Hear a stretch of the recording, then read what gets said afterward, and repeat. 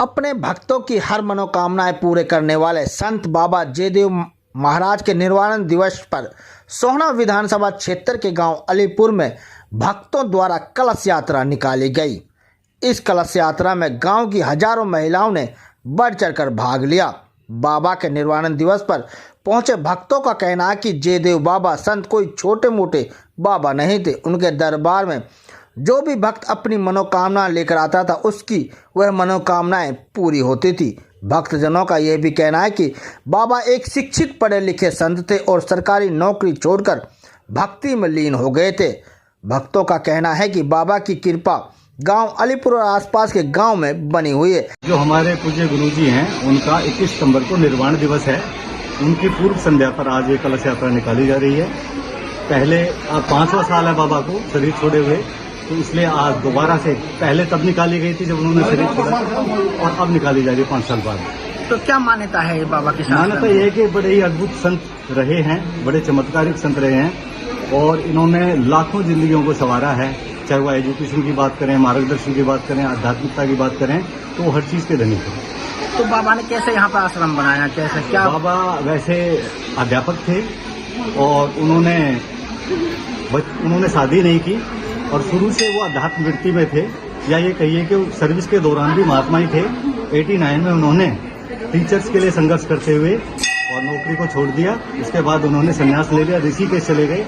लेकिन ऋषिकेश जाने के बाद जो गांव बस्ती है उन्होंने जाकर के निवेदन किया कि आप चलें और आप उसी स्थान पर उद्धार करें जो आपसे संबंधित है। तो बाबा ने प्रार्थना स्वीकार कर ली समाज की और आकर के अपनी ही जमीन में, पुश्तैनी जमीन में उन्होंने यह आश्रम स्थापित कर लिया 89 से, और आज तक उसकी परंपरा आपके सामने है। किशन जी, जो पानी का यहाँ पे जो प्रसाद के रूप में पानी दिया जाता है उसका क्या मान्यता है? शायद भारत का पहला स्थान है जहाँ पे कोई प्रसाद या पैसा नहीं चढ़ता है, और यहाँ जो लोग आते हैं तो प्रसाद के रूप में यहाँ का जो जल है, हम उसे जल कहते हैं, वो प्रसाद है और उसे आप कितने समय तक भी रखें वो कभी खराब नहीं होता। और बाबा के द्वारा कही गई बात है, ऐसी मान्यता है कि ये गंगा जल ही है, इसे आप कितने समय तक रखें खराब नहीं होगा, इसमें कीड़े नहीं पड़ेंगे। तो का कहना है कि बाबा के आशीर्वाद से अलीपुर गांव और आसपास के क्षेत्रों में आज तक कोई महामारी या अन्य प्रकार की कोई बीमारी नहीं आई है, क्योंकि बाबा की कृपा इस गांव में बनी हुई है। बाबा की मानता यह है, बाबा का जल और भस्म की बहुत ही मानता है और यहाँ किसी की जरूरत नहीं, ना कोई चढ़ावा चढ़ता है, ना कोई वैसे लेना देना होता है।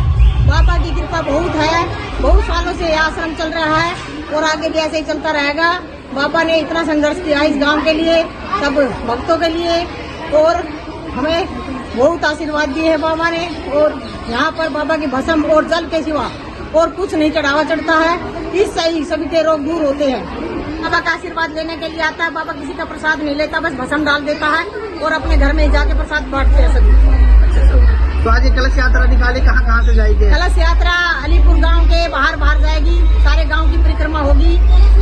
बाबा का इस गांव पे 2-3 गांव है यहाँ के, हरियड़ा है, अलीपुर है, घमरोज है, गोड़सी है, मेहंदवाड़ा है, गढ़ी है। इन सभी गांवों में बाबा का बहुत ही प्रचार है और बाबा ने तन मन धन से सबकी सहायता की है और बहुत सालों से सबका सहयोग दिया है और सबका रोग दूर किया है। वहीं गांव के सरपंच का कहना है कि इस गांव की खुशहाली में बाबा संत जयदेव का पूरा आशीर्वाद है। हमेशा बाबा ने इस गांव के कल्याण का काम किया है, इसलिए पूरा गांव बाबा का भक्त है। वहीं भक्तों का कहना है कि बाबा का जो ये आश्रम है, ये पहला ऐसा आश्रम है जहां भक्त कोई भी किसी प्रकार का चढ़ावा नहीं चढ़ाते, बल्कि बाबा अपने भक्तों के लिए यहाँ जल और भभूति प्रसाद के रूप में देते हैं। वहीं जल का मानना है कि जो व्यक्ति किसी तरह से पीड़ा में हो तो इस जल को पीते ही उसके आराम हो जाता है। इसलिए सोहना विधानसभा क्षेत्र नहीं, देश के कोने कोने से लोग बाबा के दरबार में पहुंचकर जल पीते हैं। यहाँ पर बाबा के यहाँ पर हजारों लाखों श्रद्धालु आते हैं और जब कल बाबा की पुण्यतिथि है, आज एक दिन पहले, पुण्यतिथि से एक दिन पहले यहाँ पर जो है झांकी निकाली जाती है, कलश यात्रा निकाली जाती है। उसमें आप देख भी रहे होंगे हजारों की संख्या में यहाँ पर कलश यात्रा निकाली जाती है और पूरे गांव समाज जितना भी हमारे इधर आसपास के गांव हैं सभी लोग इनको मानते हैं और हमने देखा है बड़े हमारे बुजुर्ग बताते कि 40 साल पुराना आश्रम है और बाबा जो थे वो पीएचडी की हुई थी बाबा ने, और बाबा ने अपना चोला अपनाया था और बहुत ही मान्य हुए हमारे बाबा थे यहाँ पर।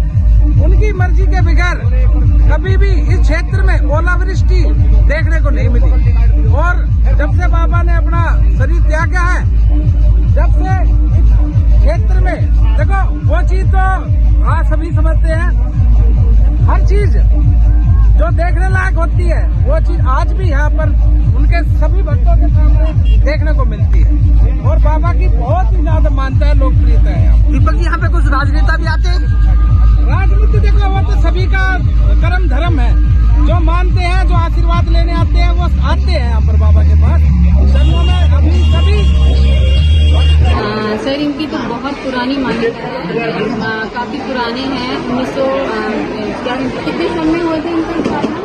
89 से हाँ यहाँ पे हैं। मेरी शादी तो 99 में हुई थी, तो मेरा लगातार यहाँ आना हुआ है। और आध्यात्मिक तौर पे, सामाजिक तौर पर ये बहुत ऊंचे संत हैं, बहुत मान्यता है इनकी, लोगों का बहुत भला किया है, मार्गदर्शन किया हर तरह। और जहाँ तक मेरा खुद का सवाल है, मेरा तो मतलब लाइफ ही इन्होंने चेंज की, मेरे पास कुछ नहीं था, आज इनकी दया से मेरे पास सब कुछ है। आफ्टर 14 ईयर्स मुझे संतान प्राप्ति हुई बाबा की दया से। ना कोई दवाई है ना गोली है, सिर्फ एक आशीर्वाद। आध्यात्मिक इनका इतना बड़ा मान्यता है कि बस इनकी कोई मतलब लिमिट ही नहीं है, जिस चीज का जितना इनका बखान किया जाए उतना कम है। और इसीलिए शायद इतनी आप देख रहे हैं कि जनता अगर इनका कुछ नहीं होता, इतनी मान्यता इनका नहीं होता, तो फिर शायद मत यहाँ नहीं होता। तो मेरे हिसाब से तो इससे अच्छी जगह, इससे पवित्र स्थान दुनिया में मिलेगा नहीं। और सारी संसार को छोड़कर मेरी दुनिया हारी यही सिमट गई है, मेरी नहीं है, सभी लोगों का यही पर इसी में नहीं करना। गुरुग्राम की हर खबर अपने मोबाइल पर पाने के लिए सब्सक्राइब कीजिए News 20 गुरुग्राम को। न्यूज चैनल की लेटेस्ट अपडेट पाने के लिए बेल आइकन को जरूर दबाएं।